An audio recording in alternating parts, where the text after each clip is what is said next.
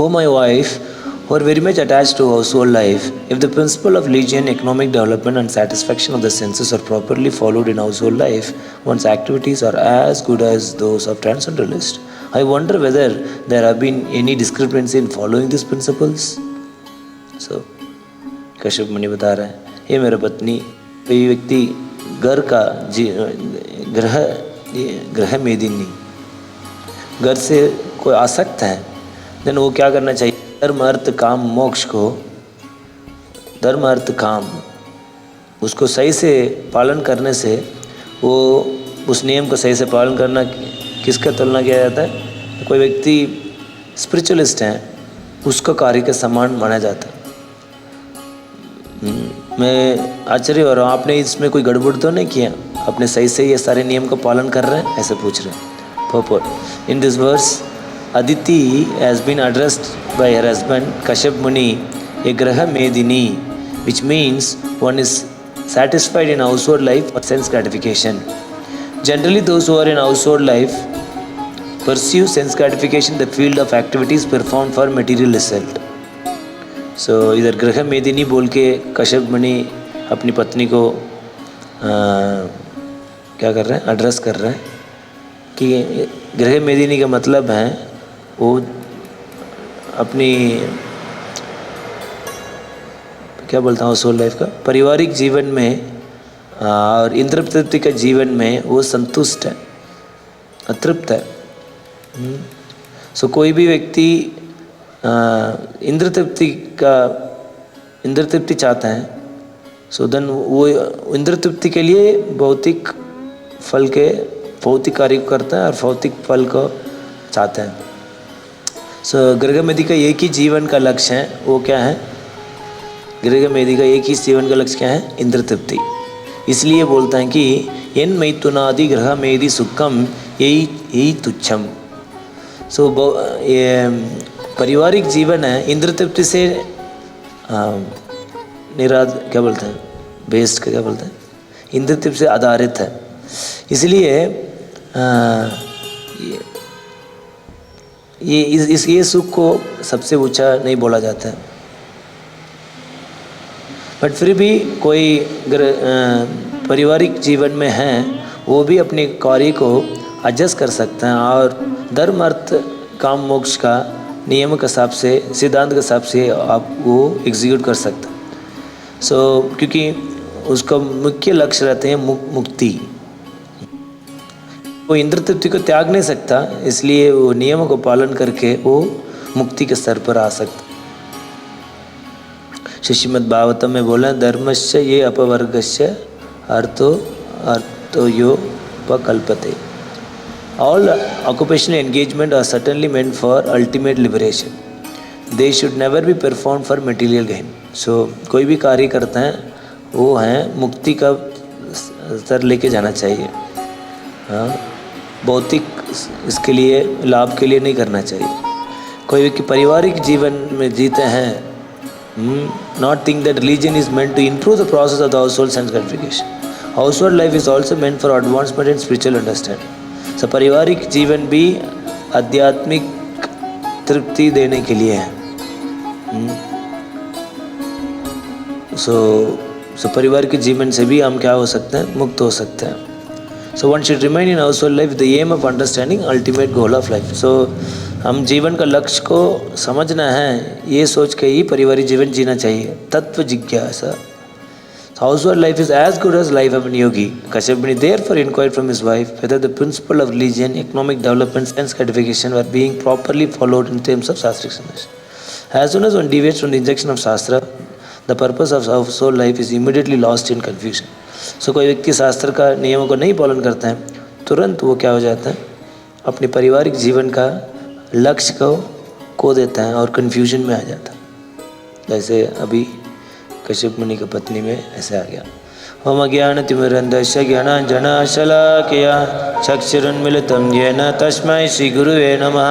श्रीचैतन्यमनोभीष्टं स्थापितं येन भूतले स्वयं रूपः कदा मह्यं ददाति च पदान्तिकं वाञ्छाकल्पतरुभ्यश्च कृपा सिन्धुभ्येव च पतितानां पावनेभ्यो वैष्णवेभ्यो नमो नमः। जय श्री कृष्ण चैतन्य प्रभु नित्यानंद श्री अद्वैत गदाधर शिवासादि गौर भक्त वृंद। हरे कृष्ण कृष्ण कृष्ण हरे हरे, हरे राम राम राम हरे हरे। नमो विष्णुपदाय कृष्ण प्रेसाय भूतले श्रीमदे भक्तिवेदांत स्वामिनिति नामिने। नमस्ते सरस्वती देवे गौरवाणी प्रचारिणे निर्विशेष शून्यवादी पाश्चात्य देश तारिणे।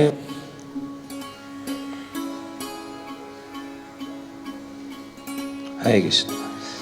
सो हमने कल भी चर्चा किया था कि सेकंड कैंटो कौन सा चैप्टर था? 10th chapter. हाँ, श्लोक नंबर 8। श्लोक नंबर 1 में सेकंड कैंटो 8 चैप्टर श्लोक नंबर 1 में 10 विषय हैं भागवतम के बारे में बताए गए। सो क्रिएशन के बारे में 3rd कैंटो में बताता है, सब क्रिएशन के बारे में 4th कैंटो इसी तरफ है। 8th कैंटो किसके बारे में बताता है? मनमंत्र। मनमंत्र सो मनु के बारे में डिस्क्राइब करता है। सो इस एक्चुअली ये मनु के बारे में नहीं बताता है, इस एक्चुअली धर्म के बारे में बताता है, सत धर्म के बारे में 8th कैंटो में बताता है। सो सत धर्म क्या है? सत धर्म क्या है? क्या है? हमने भी लास्ट क्लास में चर्चा किया। सत धर्म क्या है? धर्म क्या है? प्रभुपाद बोलते थे व्हाट इज मीन धर्म? ओके, हाँ, रूल्स को फॉलो करना। ओके, और हाँ, यस, टू टीच लव। कैसे? वही प्रेम कैसे? सो समर्पण करना, शरणागति को धर्म बोलते हैं। To surrender to the lord is dharma. नहीं, प्रेम कैसे होगा? जब शरणागत होंगे फिर। सो सही है, आप लोग ने वर्ड नहीं बोले, इट्स ऑल कनेक्शन। सारे रूल्स एंड रेगुलेशन को फॉलो करना, दिया गया नियम को फॉलो करना, वो भी सद्धर्म बोला जाता है। और दूसरा है, कुछ चीज़ हैं हमारा से नहीं निकाला सकते हैं। धर्म can not be taken away from us. नहीं, सो धर्म हमारा कॉन्स्टिट्यूशनल पोजीशन है। हर कोई धर्म कोई फॉलो करते हैं, वो माइंड भी स्टेबल रहता है, उसका शरीर भी स्टेबल रहता है, उसका जीवन भी स्टेबल रहता है। इसलिए जब हम देखते हैं प्रभु जी मेरा मन डिस्टर्ब्ड है, मेरा लाइफ स्टेबल नहीं है, मैं खुश नहीं हूँ, इसका मतलब क्या है? वी आर नॉट फॉलोइंग धर्म। कोई भी साधक धर्म को पालन करते हैं, वो मन स्टेबल रहेगा, वो हमेशा खुश रहेगा, एंड देन इस लाइफ विल ऑल्सो स्टेबल। सो हमारे जीवन में स्टेबल बनाने के लिए क्या करना होगा? धर्म का पालन। इसलिए इतना इसका जोर दिया जाता है, हे प्रभु अटेंटिवली किया करो, ये सब मिस मत किया करो। It's very important. इफ इटल को माइंड स्टेबल है, हम खुश रहना चाहते हैं, आपको करना होगा। नहीं, अब ये इस पूरी चैप्टर में यही शिक्षा है। नहीं, सो बिकॉज धर्म ही हमको सस्टेन करता है, अपने बॉडी को, अपनी माइंड को, अपने जीवन को। ओनली धर्म सस्टेन्स। और दूसरा, खासकर इस भौतिक जगह है, ये अनस्टेबल जगह है। इस जगह में बहुत कैलामिटीज़ हैं, बहुत कष्ट हैं। हर आत्मा क्या है? आत्मा स्टेबल है। और ये भौतिक जगह क्या है? अनस्टेबल है। सो इसलिए हमारा इस जगह में भी स्टेबल रहना है। हमारा कॉन्स्टिट्यूशनल पोजीशन क्या है? टू बी कॉन्स्टिट्यूशन क्या है? We are part and parcel of Krishna, to serve him, to surrender to him. So भगवान का समर्पण होना, वही हमारा कॉन्स्टिट्यूशनल पोजीशन है। कितनी डिग्री हम इंडिपेंडेंट होंगे, उतनी अनस्टेबल होंगे। नहीं, सो हमारा इस साधना और भक्ति का प्रोसेस ये सिर्फ यही है कि अपने इंडिपेंडेंट मेंटालिटी को कैसे कर्व किया जाए और कर्व करके भगवान को कैसे समर्पण किया जाए। So that is the main thing. Then जब हम समर्पण करेंगे, then we will be stable, and that is dharma. समझ में आए? सो 8th कैंटो यही शिक्षा देता है कि कैसे धर्म का पालन किया जाए, हाउ टू फॉलो धर्म। इसलिए गजेंद्र का पास टाइम लास्ट टाइम हम चर्चा किए थे, डेमी गॉड्स का पास टाइम से और बलि महाराज का पास टाइम से कैसे अपने आप को समर्पण किया जाए, how we can self surrender. So Gajendra भी बहुत प्रयास किए थे अपना जीतने के लिए, बट एट लास्ट बोले कि मेरा प्रयास से मैं सुख नहीं हो सकता हूँ और इससे मुक्त नहीं हो सकता हूँ। Then what he has done, Gajendra ने अपने आप को समर्पण किया और उसकी वजह से वो क्या हुआ, तुरंत उस स्थिति से बाहर कर दिया। सो समर्पण करने से क्या मिलेगा, समर्पण करने से भगवान आपको क्या चाहिए वो दे देंगे। If you surrender he will give you more than you want. आपने कोई भी इच्छा करता है ना, वो भगवान देंगे। कैसे दे, बट कब देंगे, जब हम समर्पण करेंगे। जैसे उदाहरण के लिए मोहिनी मूर्ति का लीला में हम देखते हैं, मोहिनी मूर्ति में लीला में क्या किया, सारे देवी देवता लोग को क्या चाहिए था, अमृत चाहिए था। सो क्या किया भगवान ने, असुर को मार के, असुर से छीन के देन देवी देवता को क्या किए, अमृत दिए। इवन तो देवी देवता क्या है, कंडीशनली सरेंडर्ड है। इवन कोई कंडीशनली सरेंडर्ड है, उसको भी क्या करता है भगवान अपने हाथों से ही क्या करते हैं, इच्छा को पूरी करता है। सो इवन बलि महाराज का भी कथा में हमने सीखते हैं, नहीं, बलि महाराज कथा भी बलि महाराज का क्या चाहिए उससे भी ज़्यादा दिए हैं, नहीं, and then he became a bodyguard.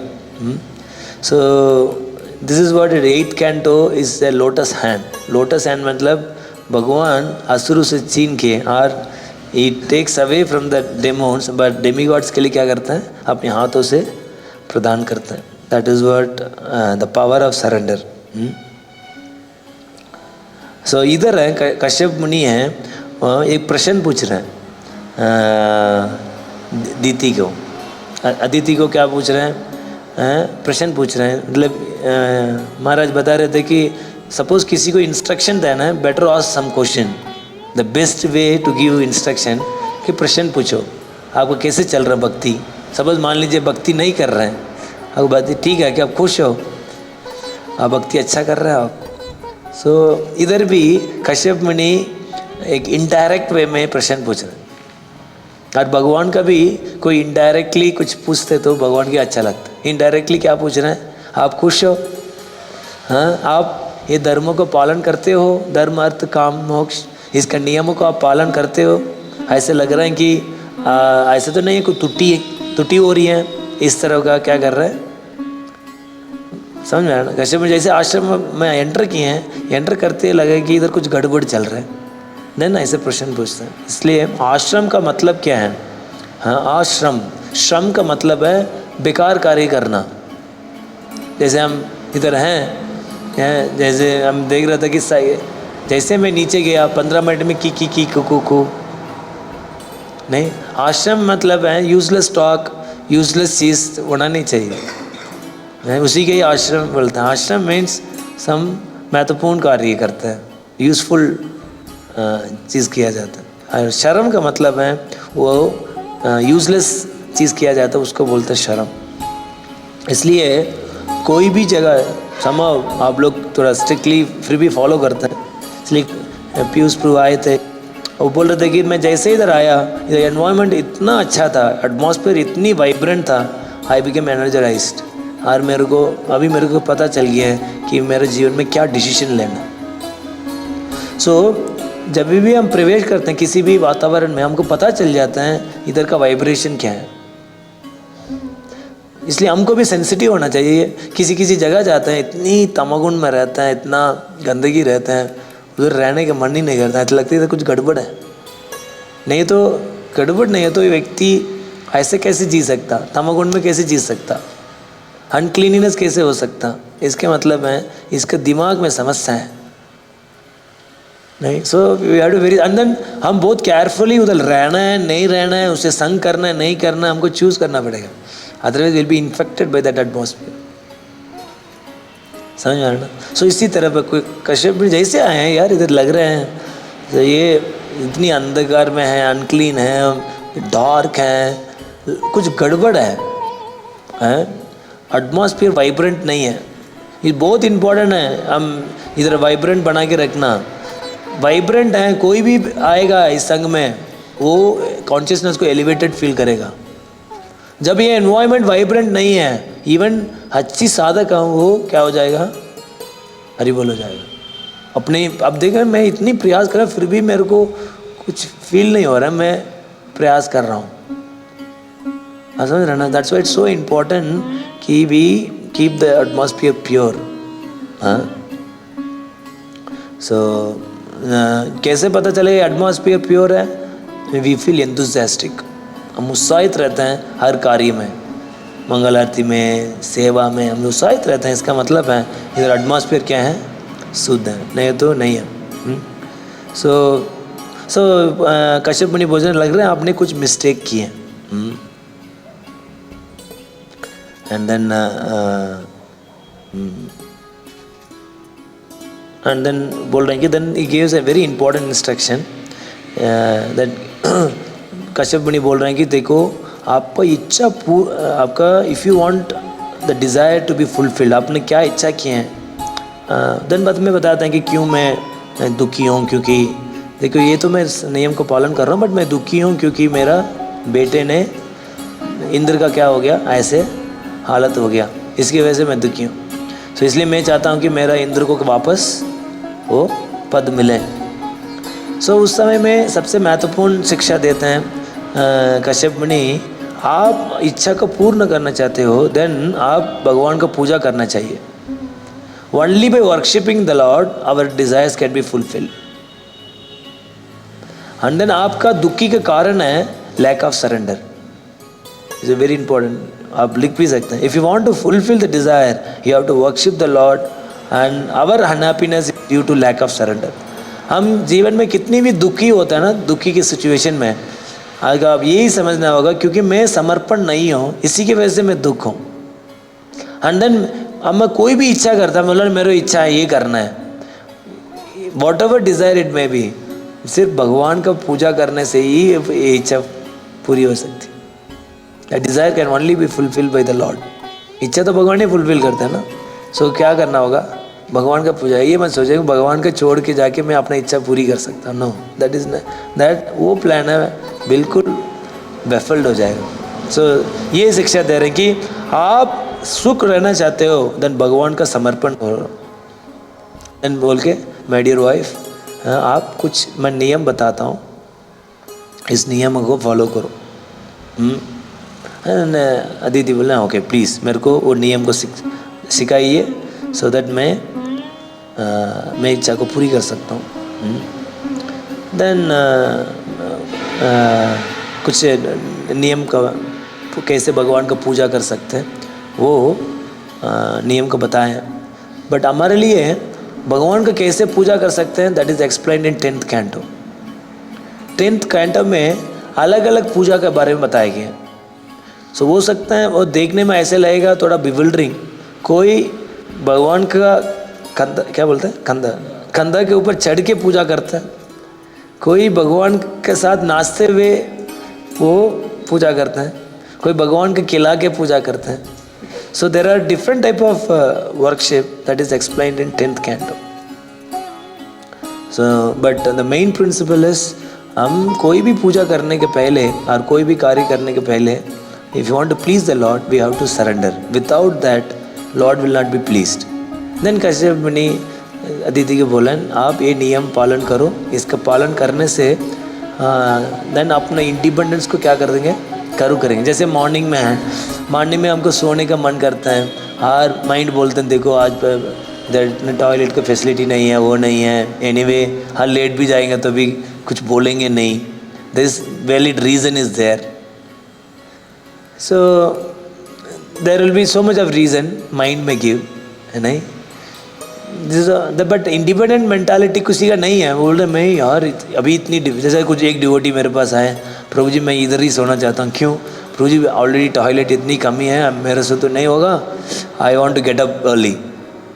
Oh very nice, he does not want, इस सिचुएशन के हिसाब से वो गिरना नहीं चाह रहा। वो इवन तो मैंने बोला इधर कोई रहने नहीं सहे, I told okay you stay here, This person want to improve, right? And other person, oh ऐसे क्या, तो कैसे भी आ सकता है, मन कर रहे हैं अभी जाओ यार, अभी कुछ काम कर लो, कुछ समय के बाद क्लास में जाओ। मन बोल रहा है क्लास में भी जय राधा माधव तो होगा ही, और क्लास में भी कुछ पढ़ेंगे, कुछ श्लोक लग पढ़ेंगे, परपट होगी, चलो उधर कपड़े धो के आ जाते हैं 10 मिनट में, क्या दिक्कत है, नहीं। So there so much of independence is there, but इधर है कश्यप ने बोला ईच एंड एवरी प्रोसेस, ये नियम है बहुत ही गंभीरता से करना है। If you do exactly then you are surrendered. इसलिए वी हैव, हमको क्लियरली ये प्रोसेस को समझना होगा, वेरी माइन्यूटली मैं क्यों कर रहा हूँ। जब तक ये माइन्यूटली ये प्रोसेस क्यों कर रहा हूँ नहीं समझ में आएगा, उसको फॉलो नहीं करेंगे। दैट्स वाई ये मॉर्निंग प्रोग्राम के बारे में पूरा पढ़ना चाहिए। नेक्टर ऑफ डिवोशन में वर्णन है ईच एंड एवरी अंग क्यों करता हूँ, नहीं तो विल स्किप इट।